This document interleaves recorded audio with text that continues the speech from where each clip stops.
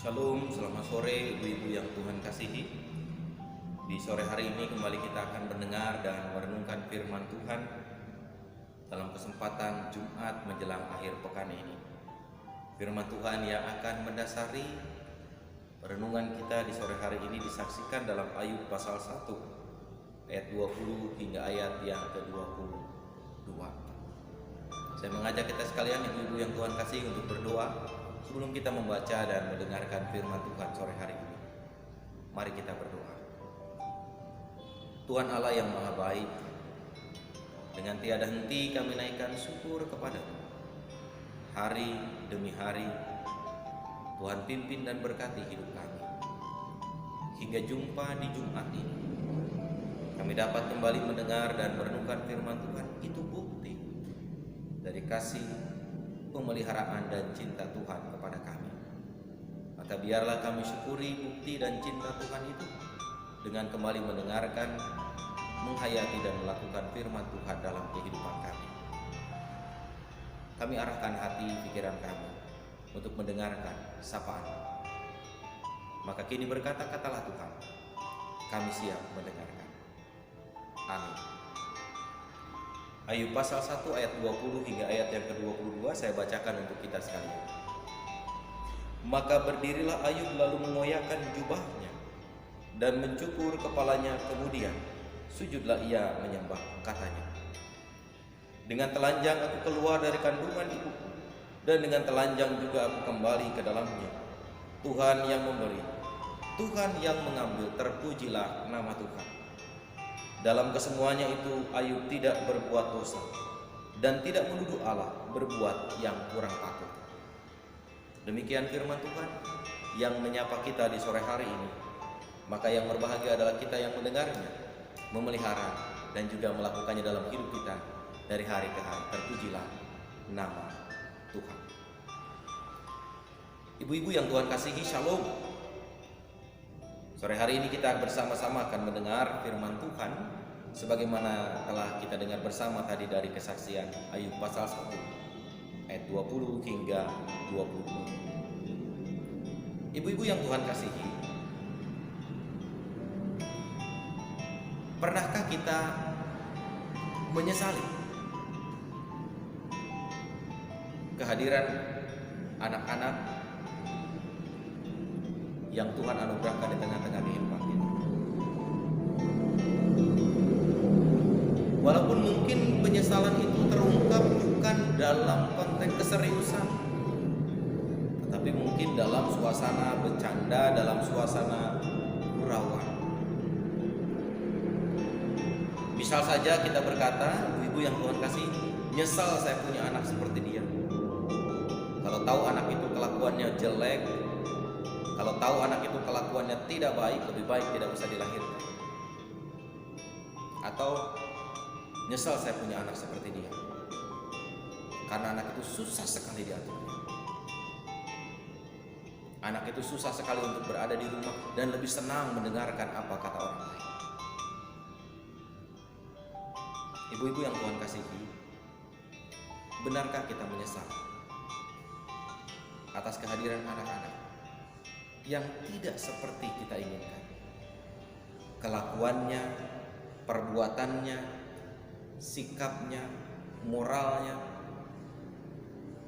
Benarkah kita harus menyesal ketika kita memiliki anggota keluarga yang tidak seperti yang kita mau? Mungkin saja penyesalan itu terjadi oleh karena kita terlampau punya keinginan yang berlebihan, oleh karena kita terlampau punya impian yang ideal, oleh karena kita terlampau punya ekspektasi yang tinggi atau grade yang terlalu tinggi, sementara anak kita tidak mampu mewujudkannya. Anak adalah berkat Tuhan. Anak adalah pemberian Tuhan.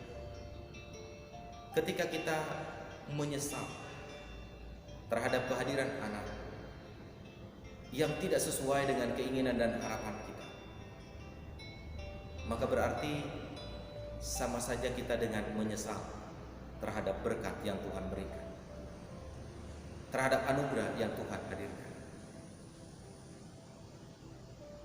Kenapa kita tidak membalik saja yang Tuhan kasihi? Kenapa kita tidak menurunkan saja grade kita, ekspektasi kita, impian kita terhadap anak-anak kita?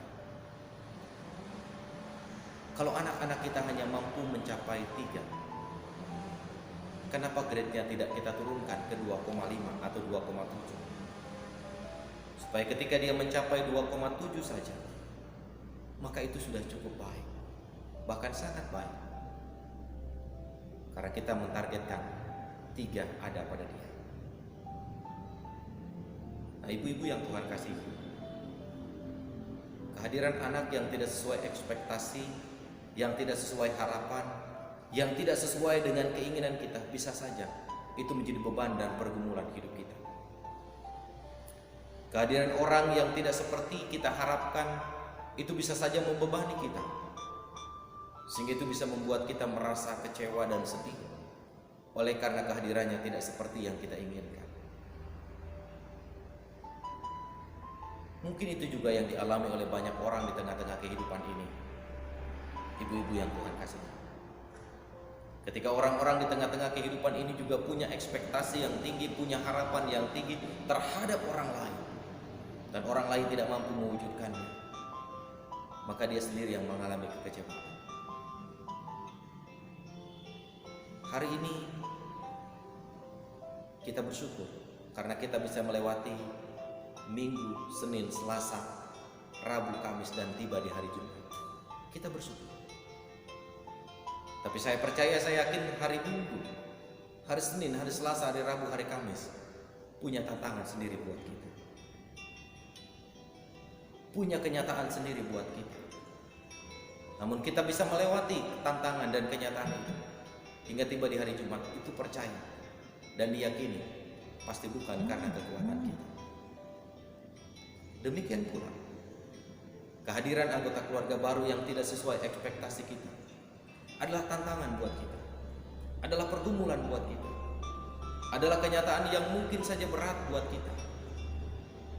Tapi tetaplah belajar untuk bersyukur kepada Tuhan, sekalipun itu sangat berbeda dari apa yang menjadi keinginan kita. Tetaplah bersyukur kepada Allah, sekalipun kehadiran anggota keluarga baru yang Tuhan berikan kepada kita, perilakunya, tindakannya, perbuatannya, tutur katanya tidak seperti yang kita inginkan. Namun kita percaya kita bisa membentuk dia. Namun kita percaya kita bisa mengolah dia menjadi sebuah pribadi yang jauh lebih indah dan lebih baik. Yang tentu saja upaya kita membentuknya, upaya kita membangunnya butuh proses yang tidak gampang, yang tidak cepat. Butuh waktu dan kesabaran untuk kita bisa memulainya dengan hal-hal yang jauh lebih baik di tengah perjalanan kita. Kita harus tetap bersyukur kepada Allah. Sekalipun kita punya anggota keluarga, punya anak-anak yang perilaku, perbuatan, dan sikapnya yang tidak kita inginkan, ingatlah bahwa ketika itu terjadi, maka berarti Tuhan memberikan kita tanggung jawab untuk kemudian mendidik dia, membentuk dia dalam sebuah karakter seperti yang Tuhan mau dan kita inginkan. Tidak perlu disesali oleh karena kehadirannya tidak seperti yang kita inginkan.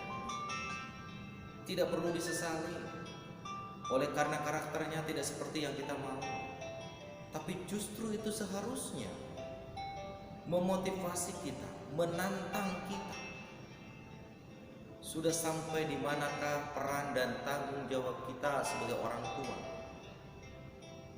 membentuk karakter anak-anak kita, membentuk pribadinya menjadi pribadi yang berkenan di hadapan Tuhan dan sesuai dengan yang kita inginkan.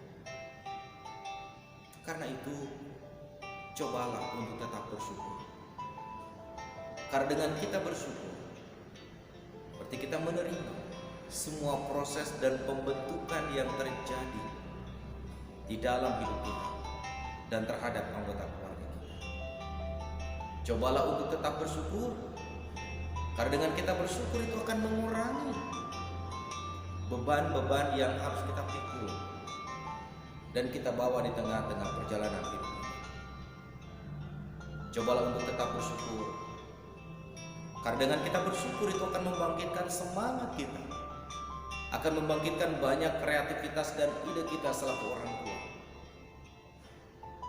untuk punya banyak cara, untuk punya banyak trik dalam membentuk dan membina anggota keluarga yang Tuhan percayakan.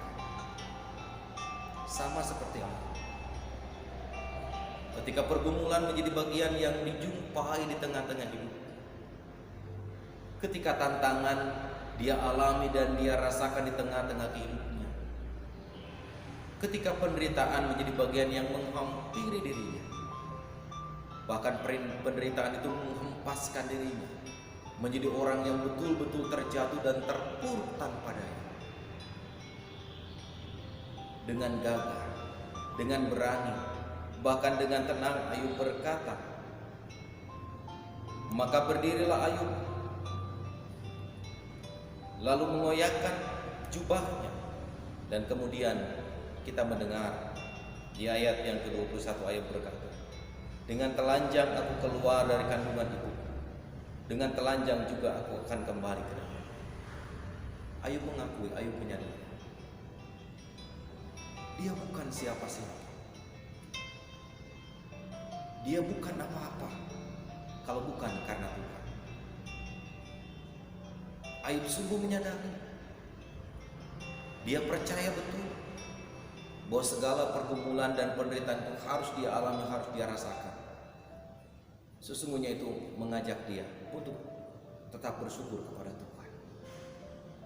Ayub mengakui dan menyadari bahwa segala kehilangan yang dirasakan, segala penderitaan, sakit, penyakit yang dijumpai, justru hanya mengajak dia untuk tetap berada dalam syukur kepada Tuhan. Begitu juga kita, ibu-ibu. Cobalah untuk tetap bersyukur. Sekalipun ada banyak kenyataan kita jumpai berbeda dengan keinginan kita, sekalipun ada banyak hal kita alami, kita rasakan dalam perjalanan hidup ini berbeda dengan kemauan kita, cobalah untuk tetap bersyukur. Karena dengan bersyukur, hati kita akan menjadi lebih gembira. Dengan bersyukur, pikiran kita akan jauh lebih tenang.